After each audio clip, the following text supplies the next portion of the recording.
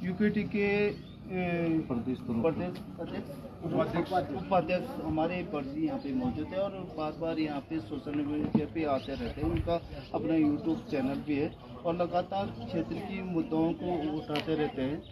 तो आज उनसे रूबरू हुए हम, पर क्या मामला है पूरी तरह से देखिए, वर्तमान में एक नफरती चिंटू जो भारतीय जनता पार्टी का विधायक भी है और दुर्भाग्य से इस राज्य का मंत्री भी है, सदन के अंदर पर्वतीय मूल के लोगों को सरेआम गाली देता है, जिससे पूरे उत्तराखंड में उबाल मचा है। जनता कह रही है ऐसे चिंटू राजनीतिक बदतमीज को भाजपा सरकार बर्खास्त करे और संदेश दे। जो पहाड़ और प्लेन का झगड़ा खड़ा कर उत्तराखंड के अंदर नफरत पैदा कर रहा है, ऐसा मंत्री हमको नहीं चाहिए।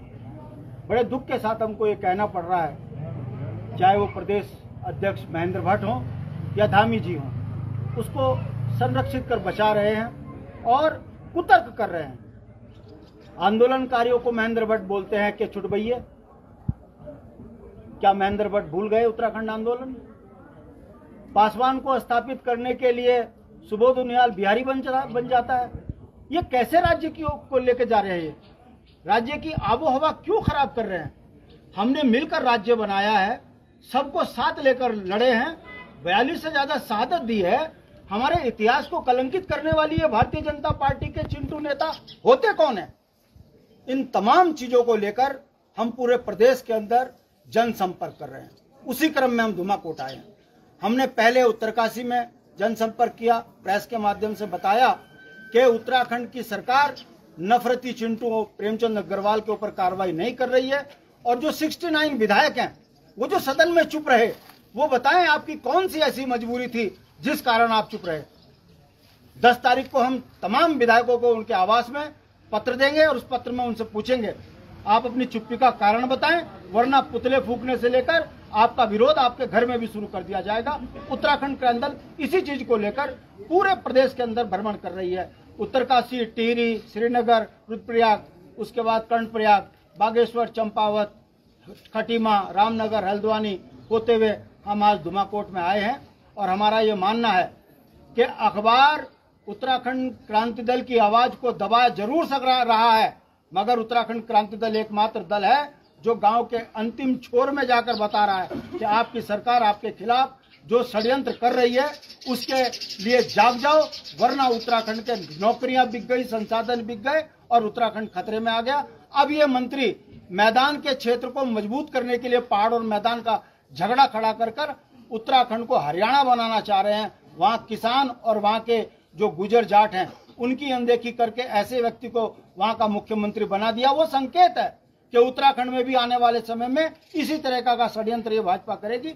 इसके खिलाफ हम जन जागरण कर रहे हैं और इस जन जागरण से जो सफलता हमको मिल रही है, हमें लगता है एक बहुत बड़ा आंदोलन उत्तराखंड की जनता बहुत जल्दी खड़ा करेगी। अंकिता भंडारी हत्याकांड जो हुआ था, एक प्रदेश की बेटी के अस्मिता को लूटा गया भाजपा सरकार में, और कई सोशल मीडिया पे ये प्रकरण चलता रहा, अभी भी चल रहा है। और भू कानून को लेके भी मैं बात करूंगा कि जो हमारे गोल खातों में इस समय कई खाता धारक हैं, गांव में लोगों को पता नहीं, जो प्रदेश के अंदर देश के अंदर रह रहे हैं, उनको ये पता नहीं कि हमारे खेत कहाँ है, क्या है, इनका मामला क्या है, क्योंकि 1950 या 65 का जो मामला है वो अभी फिक्स नहीं है। इसके बारे में आप क्या? देखिए, भूमि बंदोबस्त होने की बहुत जरूरत है, चकबंदी की बहुत जरूरत है। ये दोनों चीज जब हो जाएंगी तो उत्तराखंड का किसान समृद्ध होगा। गोल खाते की जमीन है, बंटवारे इस तरीके से हो रखे हैं कि 5 नाली जमीन है, 5 किलोमीटर तक बटी है। इसको ठीक करने की जरूरत है। दुर्भाग्य है ये सरकारें कर नहीं रही है, इसीलिए उत्तराखंड का व्यक्ति जंगली जानवरों से परेशान है, खेती नहीं कर पा रहा है। मजबूर होकर इस राज्य में 10 साल में 5 साल में 10 लाख से ज्यादा लोग यहाँ के जो है पलायन कर गए। ये कौन है जो यहाँ पलायन के लिए मजबूर कर रहे हैं?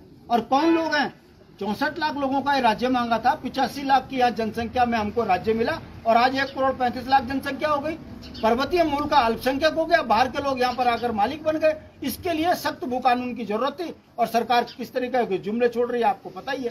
नगर को छोड़ दिया, 2 राज्य के 2 जिले इन्होंने और छोड़ दिए, हरिद्वार से उधम सिंह नगर।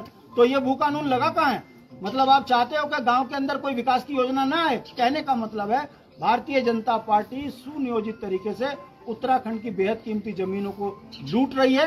अब तो हमें लगता है कि हमें 5th शेड्यूल की बात करनी पड़ेगी, वरना उत्तराखंड खतरे में आ चुका है। सीमांत क्षेत्र है, चाइना नेपाल अगल बगल में है, और जिस तरीके से उत्तराखंड की भौगोलिक परिस्थितियों में अतिक्रमण हो रहा है, हमें लगता है यह सीमा भी अब सुरक्षित नहीं रहेगी। हम जनता को जगा रहे हैं, उम्मीद है जनता इस बात को समझेगी। दूसरा बात, आपने अंकिता हत्याकांड की बात करी है। ये सब जानते हैं कि भारतीय जनता पार्टी में दुराचारी, व्यभिचारी, बेईमान, भ्रष्टाचारियों की फौज है। यही कारण है कि अंकिता के हत्यारों को अभी तक जो है वो अपराध में सजा नहीं मिली। वो कई अपराधी ऐसे हैं जो आज भी बचे हुए हैं। विधायक यमकेश्वर और अंकिता हत्याकांड करने वाले उनका बाप जो कह रहा था कि मेरा बेटा निर्दोष है, इन पर कार्रवाई नहीं हुई। कहने का मतलब है भाजपा अपराधियों को बचा रही है।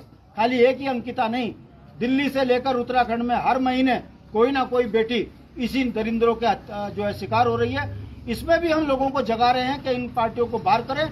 ये बाहर की पार्टियां उत्तराखंड की आबो हवा खराब कर रही है, हमारी बेटियां सुरक्षित नहीं है। और भारतीय जनता पार्टी तो माशाल्लाह एक काम और कर गई कि यूसीसी लाकर उत्तराखंड में सनातन धर्म के अंदर हलाला की नीति लेकर आ गए। अब आप देखिए, जिस सनातन धर्म में 7 जन्मों का बंधन हम करते हैं, हम बेटी का रिश्ता करते हैं, सगाई करते हैं, एक दूसरे का मुंह तब तक नहीं देखते जब तक शादी नहीं होती। और भारतीय जनता पार्टी कह रही है 16 साल की उम्र लड़की की हो, वो लिविंग रिलेशन में रहे, उसके बाद बदल बदल के रहे, 20 बार बदले, 100 बार बदले। यदि उसके साथ कोई घटना हो गई तो जिसके कारण वो घटना हुई उसको उसकी संपत्ति में अधिकार मिल जाएगा। बाहर का बिहारी यहाँ 1 साल लिविंग रिलेशन में रहेगा तो वो उत्तराखंड का अस्थायी हो जाएगा। मतलब कहने का मतलब है, जो भाजपा सनातन धर्म का ढोंग करती है वही सनातन धर्म के संस्कारों पे पलीता लगा रही है। हमारा विरोध है कि हम लिविंग रिलेशन को स्वीकार नहीं करेंगे। यह सनातन धर्म की संस्कृति पर हमला है। और भारतीय जनता पार्टी हिंदुओं के बीच में जो हलाला लेकर आई है, इसका विरोध हम कर रहे हैं। और भारतीय जनता पार्टी से बोलते नहीं बन रहा है, उत्तराखंड क्रांति दल का जवाब नहीं दे पा रहे। हम पूछ रहे हैं कि सनातन धर्म में 7 जन्मों का जो हमारा बंधन और हमारी पद्धति है, उसमें ये हलाला की नीति क्यों लेकर आ गए। जब हम ये बात करते हैं तो महेंद्र भट्ट से लेकर धामी और मोदी से लेकर सब अगल बगल झांकते हुए दिख रहे हैं। कहने का मतलब है ये दुराचारी उत्तराखंड की बेटियों पे भी बुरी नजर रख रहे हैं, जनता को समझा रहे हैं। मुझे उम्मीद है उत्तराखंड राज्य आंदोलन की तर्ज पर पूरा उत्तराखंड का समाज एक होगा और ऐसे दरिंदों की सरकार को उत्तराखंड से बाहर करेगा। उसी क्रम में हम यहाँ आज धुमाकोट में आए और हमारा एक संदेश है कि ये भी वीरों की धरती है, सब एक हो जाइए, नहीं तो हमारी जमीन से लेकर नौकरी, संसाधन से लेकर सरकार, सब बाहर वाले लूट लेंगे।